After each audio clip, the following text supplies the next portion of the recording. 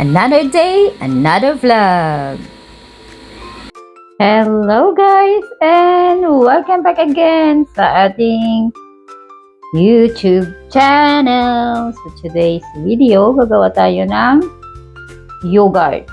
Ayan. So meron tayong dalawang ingredients. Meron tayong fresh milk. Hindi ito sponsored. And meron tayong live active yogurt. Ito yung imimix natin. So, let's go! So, prepare tayo ng ating lagayan.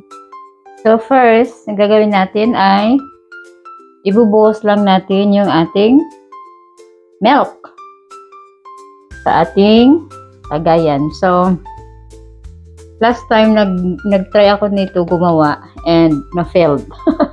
Kasi wala pa lang live na bacteria akong nilagay. So, kailangan natin guys ng bacteria. Oh, sounds ugly. But this is a good bacteria ilalagay natin para mag-manifest. Ano yun? Manifest.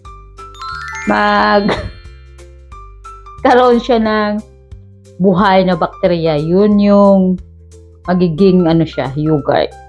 Yun na yun. No need to explain. So, nagawa lang ako ng isa. Huwag marami. Kasi baka, ayun. So, papakuluan lang natin to. Hindi siyang kulong-kulo guys. Yung, alam mo yung first boil niya. First boil. Yun na yun. I-off na natin. And then after that, i-cool down natin siya and then i-mix natin yung buhay na bacteria. So, kailangan meron tayong ganyan, guys. Yung iba gumagamit ng something doon, may nakita ako sa ibang video, inilagay nila yung green chili na mayroon pa siyang, alam mo yung kanyang dulo, hindi siya natanggal. So, yun yung parang pinaka-live bacteria nila. But, sa akin, gagamit ako ng yan. So, stay kayo guys. Titingnan natin ito kung magiging successful. Ayan siya guys. So, kita ko sa inyo. Yun. So, papakuluan natin yun with medium fire.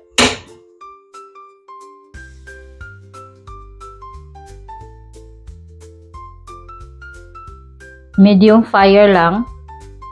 And then, after that, kasi kung meron kayong heat thermometer, malalaman nyo kung ilang init na, so papatay na natin. Pero dahil wala tayo, ano lang ito. Tingnan natin, check natin kung yung alam mo yung ready to boil na siya, so papatay na natin. Okay?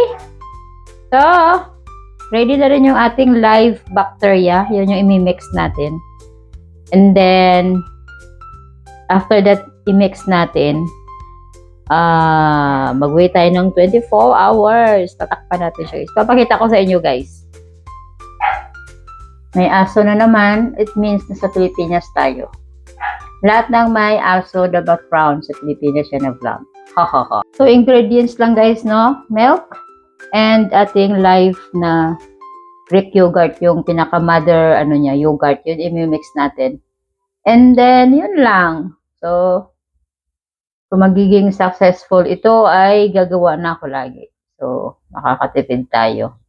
And you know, guys, that you can make also our cheese made of this fresh milk and live active na Greek yogurt, or ito yung ginagawa natin na pag-mix para magiging dumami or mabuhay yung bacteria sa milk and then magiging yogurt. Sounds that is like that. Let's see. Yun, malapit na siya guys. Let's check. Yun. Masyado tayo. Malapit na siya. So, I think it's ready na. Yun. Uy, off na natin. And then, wait natin mag-cool down. Yung kayang-kaya lang natin i-dip yung ating daliri mamaya. So, papakita ko sa inyo. And then, saka natin i-mix yung ating active bacteria para magiging, para mahawa siya at magiging yogurt. So, ito, transfer natin siya dito.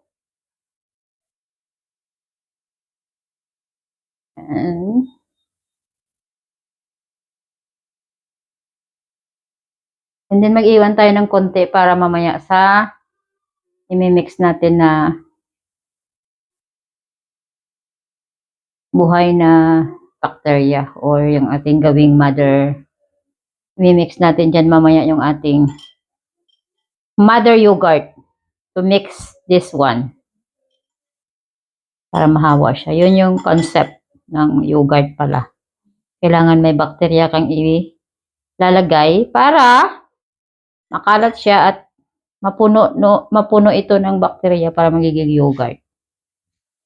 Okay! Next! Try natin sa ating daliri. Kung kaya na ng daliri natin, yun na yung time na ilalagay natin yung ating yogurt na may bacteria o yung ating mother yogurt. So, I think ready na yung ating yogurt. Mag-mix na tayo dito. Dito. Yan, kuha lang tayo ng maliit dito na or half dito. And then, i-mix natin doon. Ayan, sorry. Tatry natin kung kaya na ng ating meron akong nail polish, but this is one ay para lang naman to sa amin. Yan. So, medyo kaya na. So, gagawa na tayo nito. Kuha lang tayo dito ng mixture. I think half this one, half nito. Kung titikman nyo to guys, yung ating pinaka mother yogurt, I call this one mother yogurt. Very very awesome. Yan, very awesome. So, yan. Or ubusin ko na lang kaya, no? Ubusin ko na lang.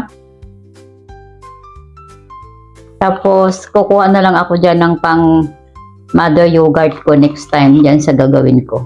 Hindi ko uubusin. So, yun na yung aking magiging active bacteria yung aking gagawin. Ubusin ko na lang, no? Yan. Kasi, siyempre dalawa lang kami kakain. So, matagal namin maubos. So, alright. And then, mix natin.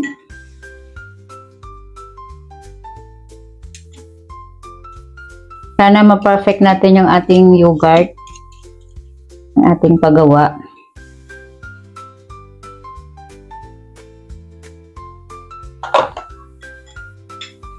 And then, mimix natin siya dito sa ating, pasensya na yung ating lighting ay may, may shadow. Okay. Ito tayo. Parang okay dito. And then, mimix natin. Ooh!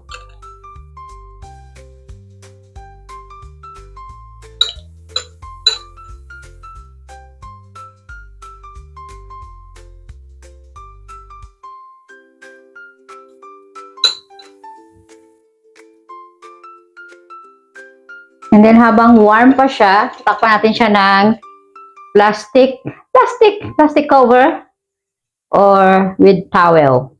Ayan.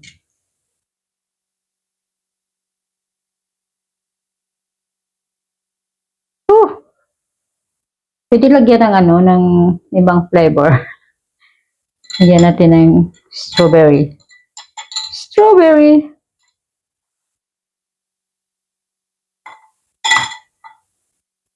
Ayan. So, yun na. Lalagyan na natin ng plastic cover. Ayan. Plastic cover na tight. Talagyan ko pa sa dyan ng rubber, guys. Para talagang tight siya. Ayan. So, may cover na siya. Na plastic. And then, pa siya natin ng kumot. Ayan. Okay. Dahil wala tayong machine, so yun lang.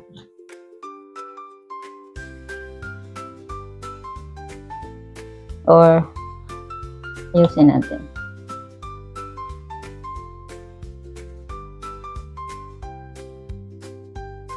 Ito yung ano namin. Ito pala.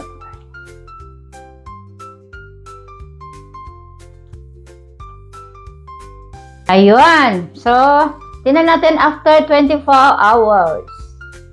Sana ba yung successful yung ating yogurt DIY. So, see you after 25. Guys, sa paggawa natin ng ating yogurt at home, mayroon talagang ganyan guys. Live active cultures. Yan, active siya na may active siya na bacteria. Bacteria. Yan. So, hindi yan siya magagawa yung ating yogurt kung wala tayong ganito. See you in 24 hours. Not 20. See you after 24 hours. So, 24 hours, it means that tomorrow, I will show you tomorrow kung ano yung kalalabasan ng ating DIY yogurt. We're back! Time check! 5:35 p.m. So, check natin yung ating yogurt! Check natin, guys! Oh! Wow! So, ano siya, guys? Oh! Matigas na siya. Matigas.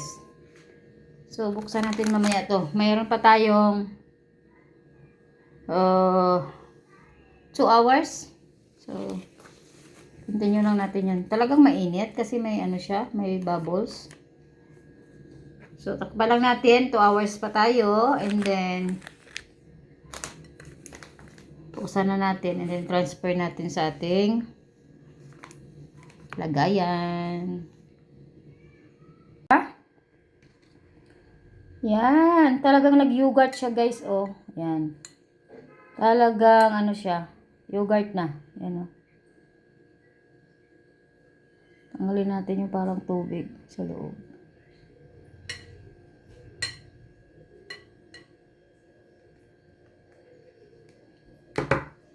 Yan, yan na yung ating yogurt. Ayan, oh. Hindi siya nahulog, ah. Check. So, kung gusto nyo pa talagang, ano, talagang dry na dry siya na parang, tawag doon Greek. Magiging Greek yogurt na siya. So, ilalagay nyo pa siya sa parang isalain nyo, patuluin, gamit yung parang tela na manipis. But sa akin guys, ito lang, ganito na. Tapos ilagay ko na siya sa ref. And, yun na. Tatry ko na. And then, gagamit din ako dito ng pang mother yogurt ko sa sunod or buhay na active na bacteria, mag-iwan ako para next time. Yun ang gagamitin ko. So, successful tayo! Yan, oh. Wow, see? Yogurt! Yan. Pwedeng gawin sa bahay, sa gustong gumawa at para makatipid. I think much cheaper. Kasi pag bumili ako ng yogurt talaga na nasa bote na malaki, 1 liter. So nasa 199 siya, yung may flavor na siya, guys. So ito mas healthy siya kasi wala siyang ibang halong sugar o whatsoever. So ito ay milk lang talaga. So yun.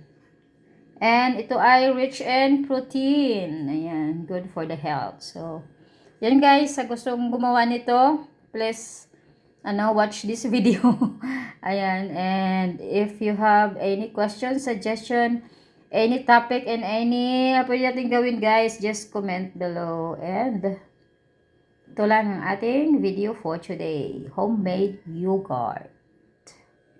Bye! Thank you so much! See you in my next vlog. Bye!